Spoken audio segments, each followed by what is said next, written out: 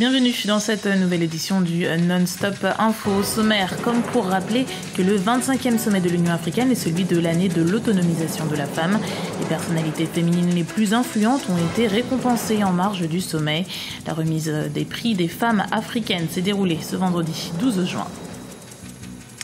Et ce sommet de l'Union africaine vit sa dernière journée ce lundi à Johannesburg en Afrique du Sud. Les travaux économiques sur la zone de libre-échange ont été lancés.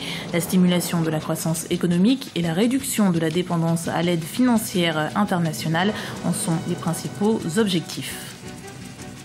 Retour sur la 10e édition de l'Afrique Fashion Show à Abidjan en Côte d'Ivoire. Ce rendez-vous qui dicte les tendances africaines de la mode s'est achevé samedi sur un bilan positif. La lutte contre la contrefaçon a également été défendue cette année. Mais avant de développer ces titres, la capitale tchadienne N'Djamena vient d'être touchée par un double attentat. Les forces de police étaient clairement visées. La première attaque a eu lieu près d'un commissariat de police. Selon les premiers témoignages, un kamikaze conduisant une moto se serait fait exploser devant le bâtiment. Le second attentat, moins d'une heure après le premier, avait pour cible l'école de police. Le ministre de l'Intérieur a confirmé qu'il s'agissait bien d'une attaque terroriste, mais le bilan humain est encore inconnu. Le sommet de l'Union africaine s'achève ce lundi à Johannesburg en Afrique du Sud, un événement placé initialement sous le signe de l'année de l'autonomisation de la femme. Et c'est en ce sens qu'une cérémonie de remise de prix des femmes africaines d'excellence a eu lieu ce vendredi 12 juin. Gazela Chakounte nous en dit plus. L'Union africaine honore ses femmes d'influence. C'était ce vendredi à Johannesburg lors d'une cérémonie organisée en marge du 25e sommet des chefs d'État en Afrique du Sud. Parmi les lauréats, Ellen Johnson Sirleaf, présidente du Libéria et première femme chef d'État sur le continent. Nkosazana Dlamini Zuma, présidente de la Commission de l'Union africaine. Winnie Mandela, héroïne de la lutte anti-apartheid, et Joyce Banda, ancienne présidente du Malawi, des Living Legends, récompensée pour avoir inspiré d'autres générations. Beaucoup n'ont pas les moyens financiers d'aller à l'école, et si nos filles ne vont pas à l'école, alors elles se marieront très vite et deviendront aussitôt des mamans. Il est donc important pour nous de soutenir et de promouvoir le leadership féminin, parce que des femmes leaders sont les plus à même de se focaliser sur les problèmes de femmes.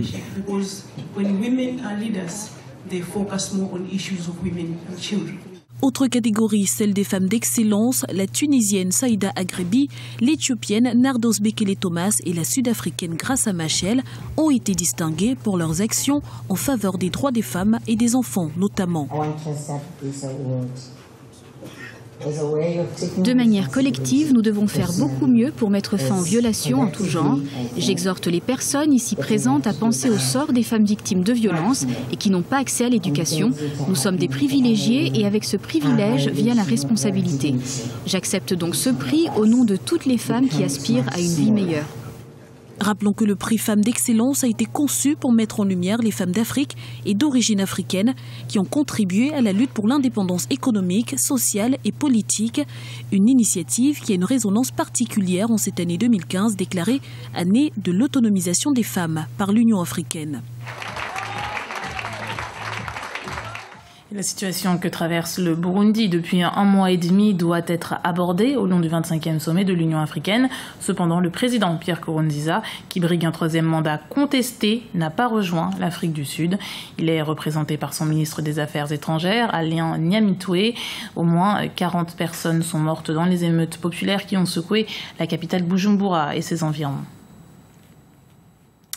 Et outre le rôle des femmes et la résolution des conflits, les chefs d'État réunis à Johannesburg ont également planché sur le projet d'économie inclusive. Les négociations sur la zone de libre-échange continentale ont commencé. Objectif, renforcer la croissance économique et réduire la dépendance du continent vis-à-vis des pays donateurs. Griselda Yambaya, Birama Saonera. Les dirigeants africains lancent des négociations relatives à l'accord de libre-échange continental au sommet de l'Union africaine qui se tient à Johannesburg, en Afrique du Sud.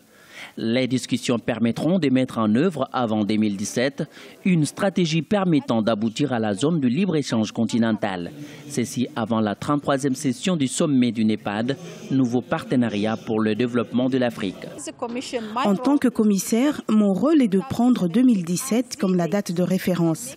Et assurez-vous qu'avec mon équipe, nous arriverons à une feuille de route qui va aboutir à quelque chose de très clair en 2017. La difficulté dans la réalisation de ces projets se trouve dans le choix des politiques favorables, mais aussi la protection dont les États membres pourront bénéficier une fois que la zone de libre-échange sera mise en œuvre.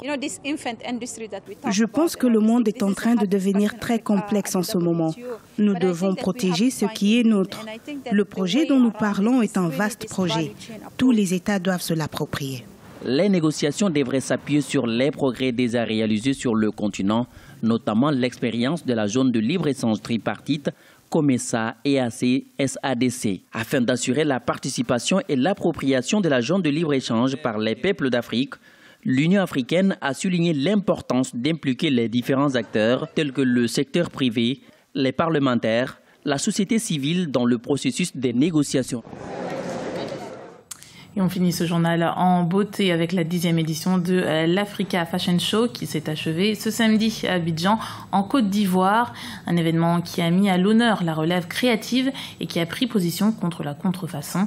14 créateurs ont présenté leur création pendant 3 jours et parmi eux, l'incontournable Patéo, styliste ivoirien, mais aussi la créatrice Fanny Madina, originaire de la République démocratique du Congo, ou encore le Sénégalais Mike Silla.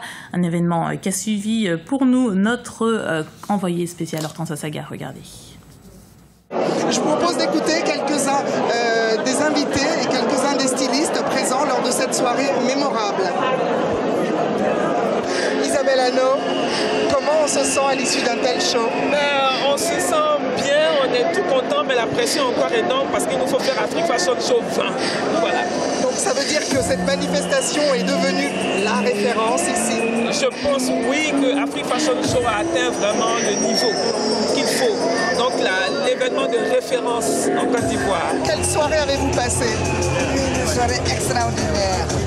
J'ai été marqué par la créativité de tous mes frères et sœurs africains. Le fait qu'une jeune africaine porte un tel événement, ça vous rend fière d'être africaine? Fière.